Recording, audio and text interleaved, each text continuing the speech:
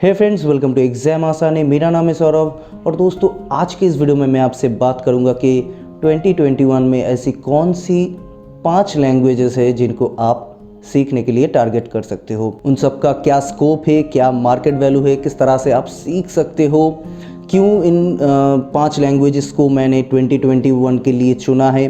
तो इन सब के ऊपर मैं आज आपसे डिस्कस करूँगा। और शुरू करने से पहले मैं ये बता दूँ कि ऐसी कोई बात नहीं है कि मैं जिन 5 लैंग्वेजेस के नाम लूँगा या फिर बताऊँगा सिर्फ वही मार्केट में है और बाकी कोई लैंग्वेज मार्केट में है ही नहीं।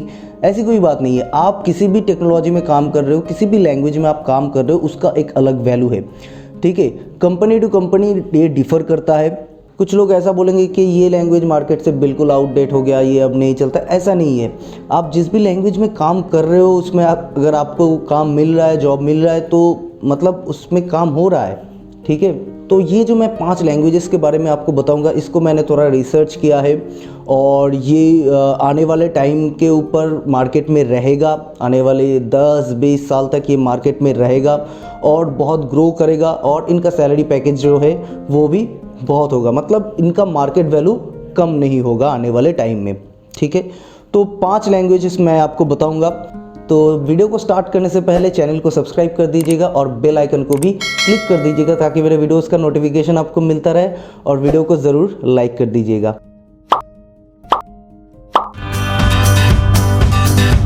तो चलिए स्टार्ट करते हैं। नंबर 5 से हम स्टार्ट करेंगे। 5 4 3 2 1 ऐसे हम जाएंगे। ठीक है, तो नंबर 5, तो दोस्तों नंबर 5 पे जो मैंने लैंग्वेज रखा है वो है गो लैंग्वेज।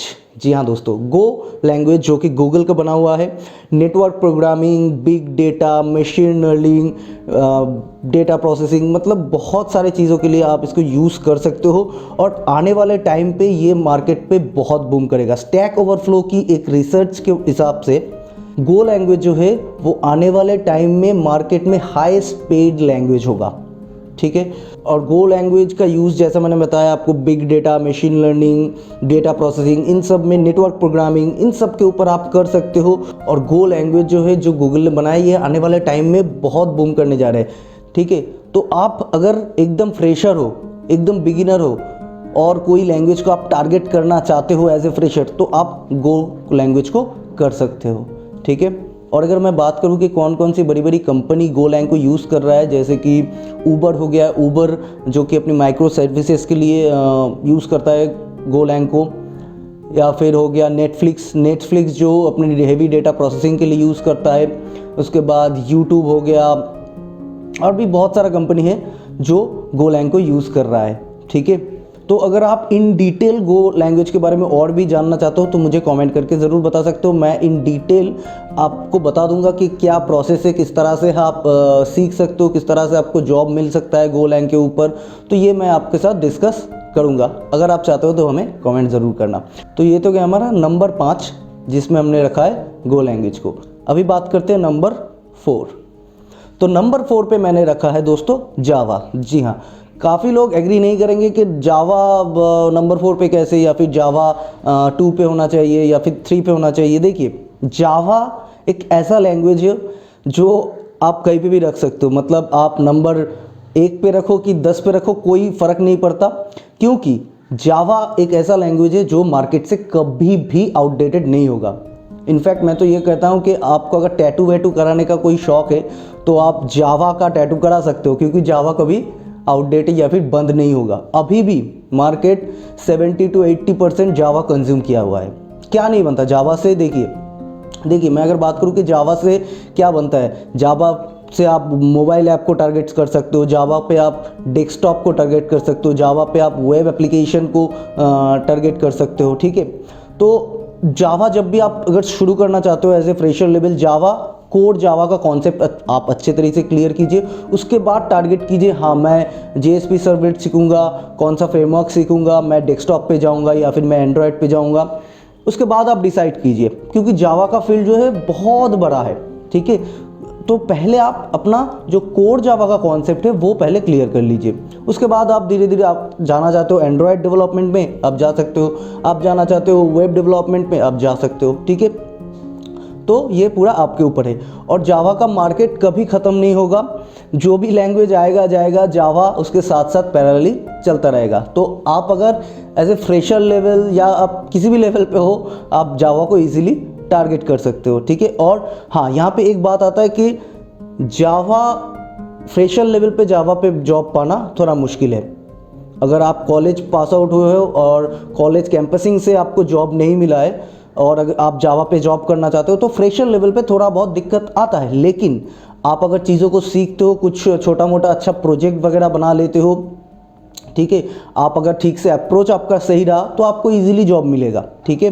जो इंटरव्यू में जो क्वेश्चन पूछा जाएगा, आप अगर उनका सही से जवाब दो, या फिर आपका जो प्रोजेक्ट है वो अगर कुछ अच्छा खासा कुछ प्रोजेक्ट आपने बनाया हो, आपका कुछ हैंड्स ऑन एक्सपीरियंस रहा है, तो आपको जॉब मिलेगा, ठीक है। उसमें कोई टेंशन वाली बात नहीं है। हाँ, ये बात भी सही है, जैसे बाकी लैंग्वेज में ऐसे फ्रेशर लेवल में जल्दी जॉब मिल जाता है, लेकिन यहाँ पे आपको थोड़ा मेहनत ज़्यादा करना पड़ेगा, ठीक है। तो ये तो गया हमारा नंबर 4। अभी बात करते हैं हमारा नंबर 3। तो नंबर 3 पे जो मैंने लैंग्वेज रखा है वो उस लैंग्वेज से मुझे पता है कि काफ़ी लोग डिसएग्री करेंगे, क्योंकि नंबर 4 पे मैंने रखा है PHP।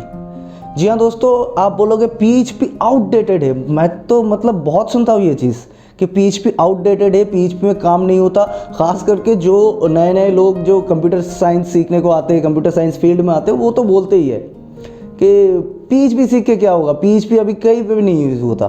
तो नए नए जो भी लोग आते हैं वो ये बोलते हैं कि PHP अभी कहीं पे नहीं यूज़ होता, ठीक है, PHP सीख के क्या करोगे।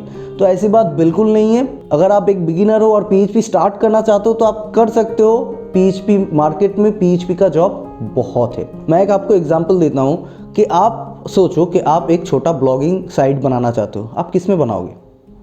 जावा में बनाओगे? पाइथन में बनाओगे? नहीं, आप PHP में बनाओगे। आप वर्डप्रेस इंस्टॉल करोगे और वर्डप्रेस में साइट बना लोगे, एक ब्लॉगिंग साइट इजीली। और वर्डप्रेस किस पे बना है? PHP पे बना है। PHP मार्केट से आउटडेटेड नहीं होगा, क्योंकि इसके नए नए वर्जन आ रहे हैं और इसका जो CMS है, जैसे वर्डप्रेस हो गया, मैजेंटो हो गया, बहुत स्ट्रॉन्ग है। इसका कम्युनिटी जो है बहुत स्ट्रॉन्ग है और जितने भी स्मॉल लेवल का वेबसाइट है सब कुछ PHP पे बना हुआ है। PHP, वर्डप्रेस कह लो, आप मैजेंटो कह लो, तो इन सब के ऊपर काम हो रहा है, लोग काम कर रहे हैं, वर्डप्रेस के प्लगइन बना रहे हैं, थीम बना रहे हैं, तो काम होता है और बहुत ज़्यादा काम होता है, ठीक है। तो अगर आप PHP में जाना चाहते हो, मैं ये बता दूं कि आपको किस तरह से स्टार्ट करना है। आपको पहले कोड PHP का कॉन्सेप्ट क्लियर करना है, उसके बाद ऊप्स कॉन्सेप्ट क्लियर करना है और उसके बाद आपको सीखना है एक फ्रेमवर्क, ठीक है। देखिए, आप जावा में जाओ, PHP में जाओ, किसी भी लैंग्वेज में जाओ, आपको कोर कॉन्सेप्ट के साथ साथ एक फ्रेमवर्क आना चाहिए अगर आपको एक अच्छा खासा जॉब मिलना है, ठीक है। तो फ्रेमवर्क आप किसको टारगेट करोगे? मेरे हिसाब से आपको टारगेट करना चाहिए लारावेल, ठीक है, क्योंकि लारावेल जो है, लारावेल फ्रेमवर्क PHP को इस लेवल पे लेके गया है कि कोई सोच भी नहीं सकता, ठीक है।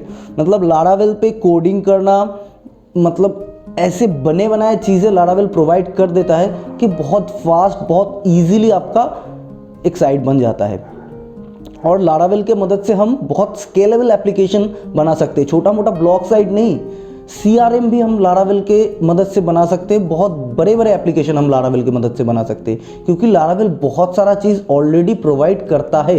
इसका कम्युनिटी जो है बहुत स्ट्रांग है और रिसेंटली लारावेल 8 का जो वर्जन आया है वो बहुत अच्छा है, ठीक है।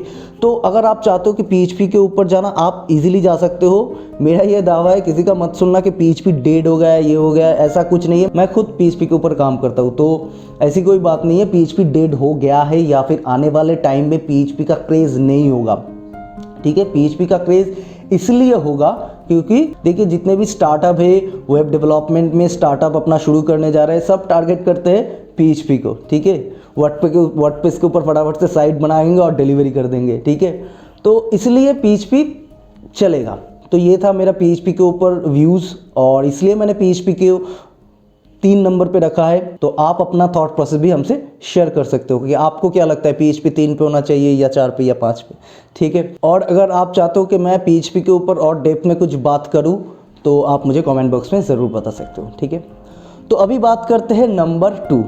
तो नंबर 2 पे जो मैंने लैंग्वेज रखा है वो है पाइथन। देखिए, पाइथन अपने आप में एक बहुत बड़ा फील्ड है। आप AI, मशीन लर्निंग में जाना चाहते हो, आप डेटा साइंस में जाना चाहते हो, आप वेब डेवलपमेंट में जाना चाहते हो, आप डेस्कटॉप एप्लीकेशन बनाना चाहते हो, तो पाइथन का जो फील्ड है बहुत वास्ट है, बहुत बड़ा है। तो आपको एक फील्ड टारगेट करना है। जैसे मैं आपको बताता हूँ, अगर आप पाइथन में वेब डेवलपमेंट करना चाहते हो तो आप जेंगो को टारगेट कर सकते हो। पाइथन में आप वेब स्क्रैपिंग, सिर्फ वेब स्क्रैपिंग के ऊपर ही एक अलग डेजिग्नेशन होता है पाइथन में, ठीक है। अब डेटा साइंस तो मैंने बता दिया, डेटा साइंस या मशीन लर्निंग, एआई, ये सब अलग अलग फील्ड है जिसमें आप जा सकते हो।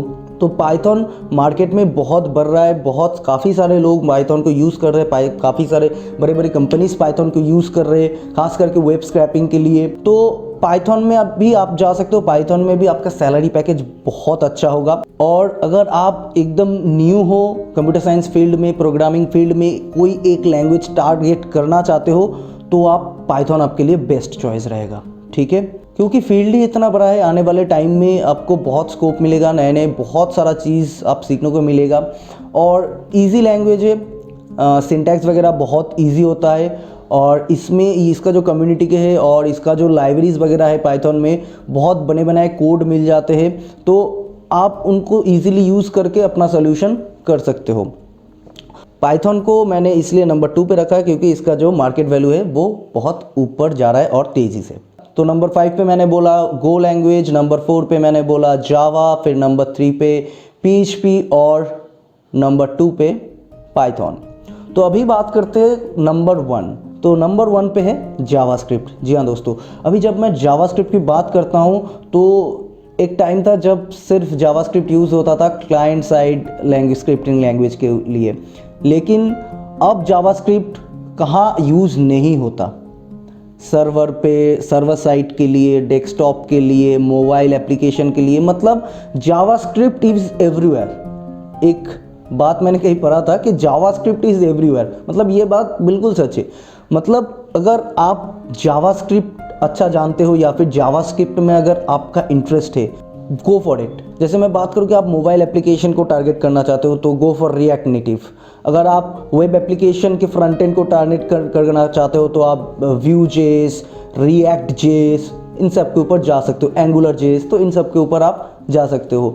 अगर आप बैक एंड डेवलपमेंट करना चाहते हो तो आप Node.js को ऊपर जा सकते हो, ठीक है। इसके साथ साथ अगर आप एक फुल स्टैक डेवलपर बनना चाहते हो तो आप मीन स्टैक या फिर मर्न स्टैक भी सीख सकते हो। अभी जब भी जावास्क्रिप्ट की बात आती है तो देखिए, किसी भी एक चीज़ को टारगेट कीजिए। जावास्क्रिप्ट मतलब सब कुछ आपको नहीं करना पड़ेगा।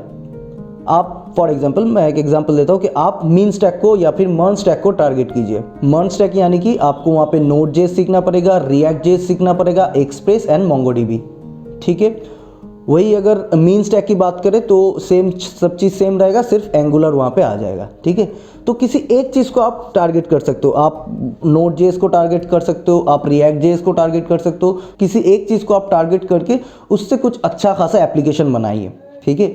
अभी जावास्क्रिप्ट की जितने भी ये जो Node.js, React.js, तो ये सब चीज़ें आते हैं, उससे पहले आपको जावास्क्रिप्ट का कॉन्सेप्ट क्लियर करना पड़ेगा। जैसे ECMAScript जो कॉन्सेप्ट है, उस ECMAScript का कॉन्सेप्ट आपको क्लियर करना पड़ेगा। एरो ऑपरेटर क्या होता है, जो नए नए चीज़ ECMAScript में आया है, उन सबको आपको अच्छे से क्लियर करना पड़ेगा। उसके बाद आप जाइए, आप नोड सीखिए, आप React सीखिए, डेटाबेस के लिए आप Mongo सीखिए, आप कुछ भी सीख सकते हो, ठीक है। तो यहाँ पे एक बात आता है कि मोबाइल एप्लीकेशन डेवलपमेंट में React नेटिव और फ्लटर, तो इन सब में काफ़ी बहस चलता रहता है इन दोनों पे, React नेटिव करो या फ्लटर करो। कुछ लोग बोलते हैं फ्लटर, कुछ लोग बोलते हैं React नेटिव, ठीक है। तो आपका क्या कॉन्सेप्ट है कि आपने अगर किया है मोबाइल एप्लीकेशन डेवलपमेंट तो आप क्या सजेस्ट करते हो, वो मुझे कमेंट करके ज़रूर बताना, ठीक है। मैं ये सोचता हूँ कि अगर आपको जावास्क्रिप्ट पसंद है, अगर आप जावास्क्रिप्ट में अच्छे हो या फिर जावास्क्रिप्ट में काम करना चाहते हो तो go for React native. Flutter की उसमें कोई बात नहीं आती। और देखिए, फ्लटर में भी काम है, React नेटिव में भी काम है, और आप फ्लटर में बनाओगे या फिर React नेटिव में बनाओगे तो ये डिपेंड करता है रिक्वायरमेंट्स के ऊपर। देखिए, आप एक कंपनी में काम करते हो जहाँ पे आप React नेटिव डेवलपर हो और एक बंदा है जो फ्लटर डेवलपर है। अभी जो नया प्रोजेक्ट आएगा वो क्लाइंट के रिक्वायरमेंट के हिसाब से फ्लटर में जाएगा या फिर React नेटिव के जाएगा, वो तो एनालिसिस करके डिसाइड करेंगे जो टीम लीड होगे या फिर जो प्रोजेक्ट मैनेजर होगे। तो काम सब में है, रिक्वायरमेंट के हिसाब से ये फ्लटर में जाना चाहिए, ये रिएक्ट नेटिव में जाना चाहिए, इस तरह से डिसाइड होता है ऑर्गेनाइजेशन में, ठीक है। तो ऐसी कोई बात नहीं है, फ्लटर और रिएक्ट नेटिव दोनों में ही जॉब अपॉर्चुनिटीज़ और सब कुछ आगे जाके बहुत बढ़ेगा और बहुत है, ठीक है। तो आप कोई एक सीख सकते हो। अगर आप चाहते हो कि मैं एक अलग सा जावास्क्रिप्ट के ऊपर वीडियो बनाऊं जहां पे मैं मीन स्टैक, मर्न स्टैक या फिर ये जितने भी कॉन्सेप्ट है मोंगो और नोड, एक्सप्रेस, इन सब के ऊपर डिस्कस करूं और किस तरह से आपको सीखना चाहिए ये मैं बताऊं, तो प्लीज़ मुझे कमेंट करके ज़रूर बताना कि जावास्क्रिप्ट के ऊपर एक अलग सा वीडियो, या फिर ये जो मैंने 5 लैंग्वेज बताया और इस लैंग्वेज को कैसे सीखना है, किस तरह का अप्रोच, माइंडसेट आपका होना चाहिए, ये भी अगर आप जानना चाहते हो, डिस्कस करना चाहते हो एक वीडियो के थ्रू, तो आप मुझे कमेंट करके ज़रूर बता सकते हो। मैं अलग से इन सभी लैंग्वेज के ऊपर एक एक करके वीडियो बनाऊंगा, ठीक है। तो ये था मेरा 5 लैंग्वेज जो मैं सजेस्ट करूंगा कि 2021 में आप टारगेट कर सकते हो। तो अभी यहाँ पे बात आता है कि कुछ लोग कहेंगे भाई मैं .NET में पिछले 2-3 साल से काम कर रहा हूँ, मैं C# में काम कर रहा हूँ, मैं C++ में काम कर रहा हूँ, तो क्या ये आउटडेटेड हो गया? ऐसी बिल्कुल नहीं है। तो आगे जाके इनमें भी काम मिलेगा, ऐसी कोई बात नहीं है कि इनमें काम नहीं मिलेगा या फिर आउटडेटेड हो गया है ये सारा लैंग्वेज, ठीक है। मैं अपना जो एक्सपीरियंस है, मुझे क्या लगता है कि जो भी फ्रेशर लोग हैं कौन से लैंग्वेज को टारगेट कर सकते हैं, तो उस हिसाब से मैंने ये चीज़ बताया आपको, ठीक है। अगर आप ऑलरेडी किसी भी लैंग्वेज में काम कर रहे हो तो मतलब उसका मार्केट वैल्यू ऑलरेडी है, उसमें काम आ रहा है, इसीलिए आप जॉब कर रहे हो, ठीक है। और आने वाले टाइम में भी जो आपने बनाया वो तो ऐसा तो नहीं भाई कि मतलब 1-2 साल में वो आउटडेटेड हो गया, सब बंद हो जाएगा, ऐसी कोई बात नहीं है, ठीक है। तो चलिए दोस्तों, वीडियो को यही ख़त्म करते हैं और मुझे कमेंट करके ज़रूर बताना कि आपका क्या थॉट्स है इन लैंग्वेज को लेकर, और अगर आप इन लैंग्वेज को भी रीअरेंज करना चाहते हो या फिर आपको कौन कौन सा लैंग्वेज लगता है कि बेस्ट 5 में से आएगा, तो वो भी आप कमेंट करके बता सकते हो। तो अपना थॉट ज़रूर शेयर कीजिएगा। तो वीडियो को लाइक ज़रूर कीजिएगा और चैनल को सब्सक्राइब करके बेल आइकन को प्रेस करना मत भूलिएगा। तो चलिए मिलते हैं नेक्स्ट वीडियो में, तब तक के लिए bye bye, take care, Tata.